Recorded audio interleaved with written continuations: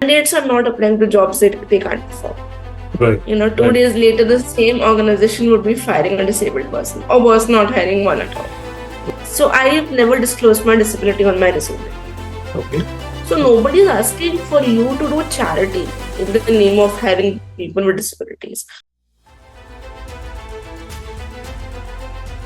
This isn't about overcoming, it's about owning it.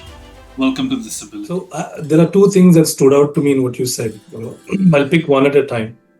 I think the first one is that you mentioned that today technology, the access to it, everyone has it. I can sit at home and learn what I want to learn, right? Now, interestingly, in my experience in this space, right, when I talk to companies and people, trying to speak to them and say hire people with disabilities, the very first question they ask me is, what is it that they can do? Almost assuming that disability is binary, meaning if you have disability, you can't do anything, and if you don't, right? How do you answer people like these or these kinds of questions? Again, there is lack of disability education, right? So, a lot of understanding of disability and different impairments. Rather, let's not even use the term disability right now. Let's use the word impairment. Right? When there is an understanding of the impairment solely through the medical model lens of disability, that puts the onus of correcting their disability to the disabled person and tells them that the impairment is the issue that deprives them of certain chances in life. Right. That's where the problem is. We need to stop understanding disability with solely the medical model. And because, this understanding will not work in companies. Why? Because they don't care about the medical model. Right. They are not liable to understand the medical model. Why would they go into the science of disability? They have no business there, right? So they have to be told, they have to be spoken to with the social model of disability. They need to be told that, in my experience with the hiring firm that I worked at briefly, right? When I was working with them, I realized, there is a certain level of mistrust in saying that, will the candidate be able to perform a particular job?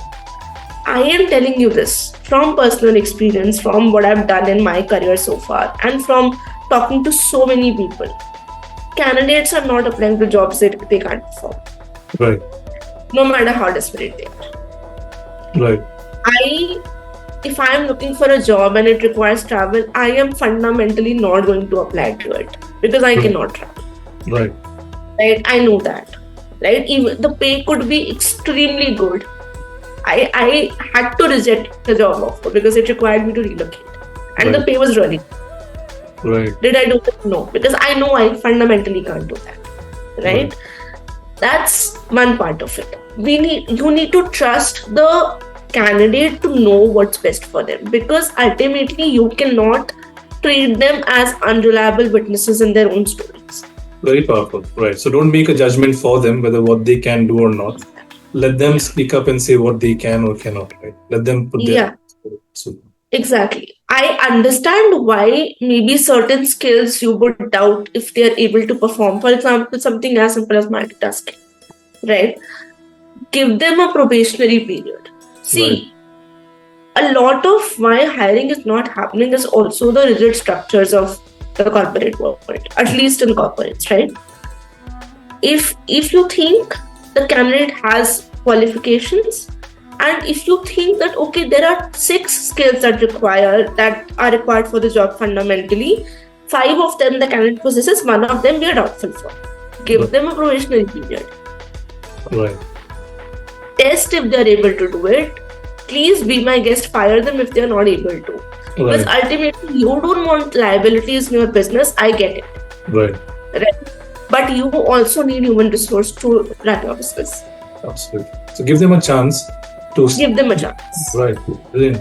There's something you touched upon, Aarushi, in the conversation, which was the distinction between impairments and disabilities. For the listeners and viewers, maybe you can elaborate a little bit more. How do you distinguish between them? Sure. So, disability is often misunderstood as impairment. We use the term interchangeably. very often, and it is. So, what is disability? So, let's first start. What is impairment? Right? Impairment is basically the physical limitation, that the physical deficit, for the lack of a better word, that a person possesses in maybe their hearing, their sight, their vision, their limbs, upper limb, lower limb, any of that. That's impairment. That's medical. That's totally medical, right? When does that impairment become a disability? When it interacts with an environment clearly designed for that exclusion, clearly designed in a way that limits the person's access to certain opportunities, certain places, and certain things. Right. That is when your impairment becomes disability, and that is why impairment is solely medical. And that is why when we talk about disability, that is why we say that disability is also socially constructed. Right. So, for example, if my vision was impaired by 10%, but it doesn't come in the way, I'm not considered disabled for that reason. But if it gets to a point where it becomes significant, then it would be considered a disability. Is that fair? No. So when it becomes significant, but you also have lack of resources that would help you perform tasks regardless of that impairment. Okay. Then it becomes a disability. Right. So if we are able to provide systems, solutions, technology that can offset that impairment or deficit so that you can perform the task, then that disability no longer exists, and then we talk about disability, right? Yes. Lovely. Yes, brilliant. absolutely. Okay, fantastic. So another point you had mentioned earlier was about India, the way it's being set up. It's set up for exclusion to begin with, right? And here I want to speak specifically in the sphere of education leading to employment, right? What do you think is the problem today in terms of access to education that leads to employment, and what could we change about it? There is less than 1% education rate in terms of higher education for people with disabilities in India currently. I'm not saying this data is, right? Why? Now that's a different story. The access to higher education is a whole different ball game for disabled people altogether, right? 69% of children with disabilities are in the rural belt of this country, with not even access to so much as basic healthcare, right? First, let's understand that. Now, when a child is able to go to school, there are quite a few of disabled people who are able to complete their schooling in one way or the other, right? Some maybe going to special schools initially, then transferring into a inclusive setup. Some maybe studying at an inclusive setup from the beginning. All of that is there. But at the same time, often it is not translated into higher education, right? And so schools and higher education institutions, we are not excluding them completely, have that onus of providing courses and curricula to children with disabilities that is skill-based.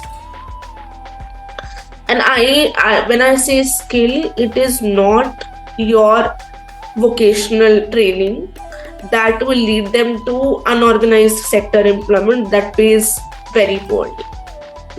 Right? I am saying skills that will actually, that actually complement their disability, or where their disability is not the primary consideration. Okay. Right? You're saying this kind of education exists for the non-disabled, but it does not exist for the people with disabilities? See, I feel like the Indian education system is not really catering to non-disabled children also. Why? Because our education system is focusing still on rote learning, and writing, and 3-hour long exams. Right? In the real world, you get a job on the basis of skills, not exams. Let's be very, very honest about it. Right? So,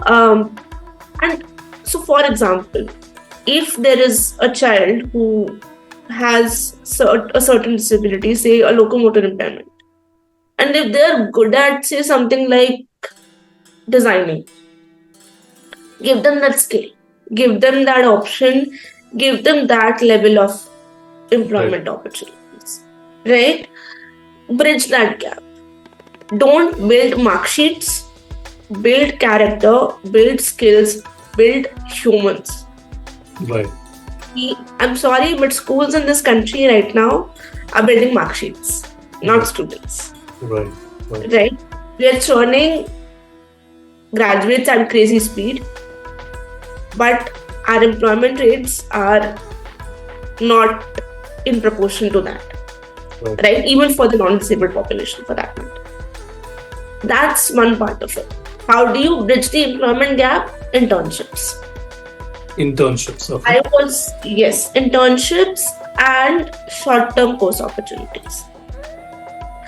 I was rejected, ghosted by too many organizations when I applied for internships. Right? Now, people will reject you, and I am again. So I've never disclosed my disability on my resume. Okay. Never. Fundamentally, no. Why is that? Because I know the likelihood of me not getting a call increases. Right.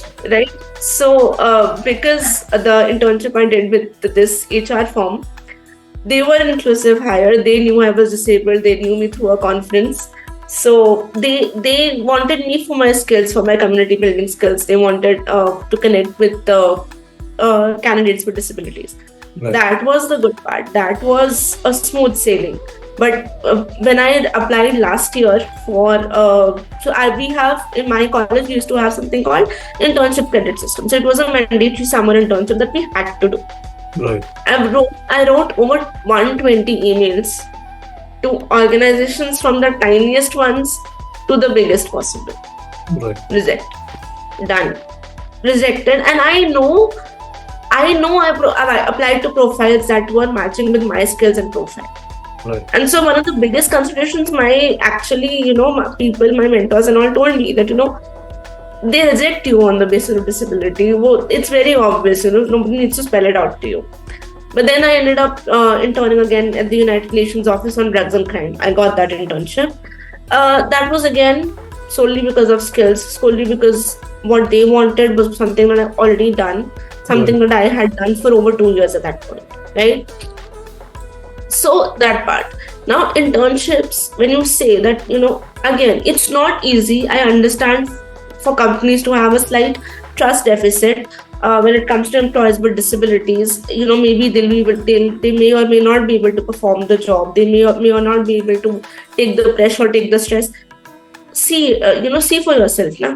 Do yourself and do the candidate a favor. Put them on probation, put them on an internship module, say for maybe a month or two. See if they're able to do the job. If not, give them a chance, train them. Right? When I went into UN ODC, UN systems are far different than what some NGO or another organization would expect of the same profile from the same person, right? My mentor had to train me, and he's a very senior person. So I used to ask 10 questions. He would answer all of them. I'm like, no, do this. I used to give 10 drafts to the same thing. That's fine. That's acceptable. That's beyond acceptable. But if I don't know something, train me now. Nobody, Hindi में बोलते हैं ना, सीख के नहीं कोई पैदा होता है. सीख के नहीं आए थे, but सीख सकता हर कोई है. और अगर वो सीख नहीं सकते होते, they would not apply to that profile. Right? So give that training, give that skill set. If they are a good fit, absorb them as a full-time candidate. If not, give them an ROL. They go their way. They find something in another organization that is better suited to them, and who is able to make use of this skill sets. That's fine. So nobody is asking for you to do charity in the name of having people with disabilities, or you to do them a favor. No. We're asking you to be trained. Bare minimum, right? at my point, when I was doing 3-4 years back, when I was pursuing my grad, we never did internships during our grad. We were in a professional course. Our coursework used to be more than enough, right? Right now in the same course, my juniors are working like crazy. They're working 3 internships at college. Wow. So times have changed, and 18-year-old kids don't enter organizations having learned something. They have no experience. Things are still the same. You train them, right? Why do you have so much of a problem in giving a little more patience, a little more time to training these people, to training disabled people? So that. Fantastic. So training and internships, I think if they can happen both together for people with disabilities, I think that's a very good way of entering into the organization and also testing from an organization's point of view to see if that's a good culture fit, talent fit, right? Okay, fantastic. One personal question for you, have you ever felt tokenized because of your disability? How did you feel about that? What did you do about it? Any thoughts to share? Initially, when I started with my advocacy journey, I was all of 18, right? And I didn't know where it was going to go. I didn't know how to reach out to people. I didn't know whether I was going to be able to continue doing it, right? So there used to be, I was invited to podcasts or to speak here and there and all of that, Initially, on the face of it, as an 18-year-old, it was a huge confidence boost, saying that, they want me. And then you realize, oh God, okay, they just want you for optics, right? It doesn't mean anything to them. 2 days later, the same organization would be firing a disabled person or was not hiring one at all. Right? So that, and because I did not know tokenism was a thing as an 18-year-old, because again, I did not have that perspective, right? I got that sense of things, that side of things much later, right? So now, when I know I've gotten a call, okay, let's do this. Would you like to do a sensitization session with, say, so-and-so community? I would say yes. And then 3 days later, when I'm following up on the same conversation and there is radio silence from the other end, I know it was tokenistic. So I don't follow. And there are some conversations wherein you've been around in the industry long enough to understand this is tokenistic. So you don't entertain the conversation. Right. There are several opportunities I've let go of with Enable, especially with my project. Where I felt like, okay, this is going to turn bad. This is going to turn tokenistic. Initially, yes, there are times I put an effort to maybe educate, to, get them on the right track that, you're not doing charity, you're not doing the community a favor. Right. You are investing in a human resource, in a growing human resource. If they understand, good, great, amazing. If not, you can carry on in your path, I'll carry on to mine, but I will not be a part of something that is tokenistic, because I am leading a team of 40 right now. 40 individuals, disabled and non-disabled both. I cannot do them the disservice of making them feel like they are a pity project. I will not do So I have a controversial question to ask you. Do you feel this podcast is tokenism or not? Because Speshally actually provides employment to people with disabilities. I've seen that firsthand. And I've known you for a bit. I don't think it's tokenistic, or let's be very honest, I wouldn't be sitting and having this conversation. Nice.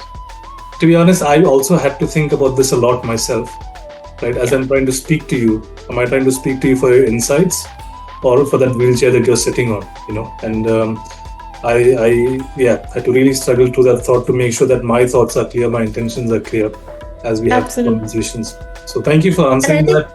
Any projects? Sorry, go on. Yeah. Sorry.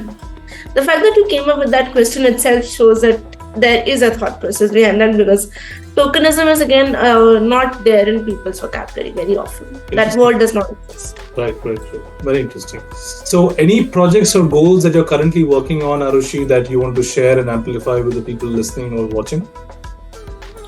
Lots of good things coming up at Enable Education. I have collaborations lined up that I can't really disclose right now because they involve other organizations. But at the same time, yes, Enable Education will be doubling our efforts to reach out to more schools, to more students, to more educators, to be able to give them the knowledge and equip them with strategies to be able to include children with disabilities. Because right now we are in my opinion, stuck at the stage of integration for children with disabilities. So, integration inclusion, the difference is very simple. Integration is when a child has a seat in the classroom. Inclusion is when the child is truly included in what the school has to offer in terms of Right. educational opportunities and services. Right. And we are trying to now bridge that gap, double over, work as hard as we can to be able to reach many schools, students, and teachers. Lovely. And we are waiting when they get educated to find job opportunities for them, especially. So hopefully we can work together on this. Yeah. So Aarushi, this brings us to a very exciting next part of this podcast, which is called This or That. You need to answer very quickly your preference of this or that. For example, chocolates or ice cream? Chocolates. Chocolates, all right. And now I'm judging you for your choice. I'm not, I'm joking. Token seat at the boardroom or no seat at all? Token seat, that will be answered with impact. Okay, fantastic. What should be judged first, intent or impact? Impact. Okay, why do you say that? Because a lot of people get away with bare minimum in the name of intent. Okay, interesting. Impact is the real metric. All right, being underestimated or being overpraised for doing the bare minimum? Being underestimated. Okay. We don't see disability or we hired you because of it. Which one do you prefer? You hired me because of it. Okay. Inclusive tech or inclusive team? Which comes first? Inclusive team. Inclusive team. Okay, so start hiring. Being asked what happened to you or being completely ignored? Which one do you prefer? Being ignored.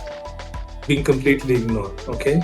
And what is more tiring, inaccessible spaces or inaccessible attitudes? Inaccessible attitudes.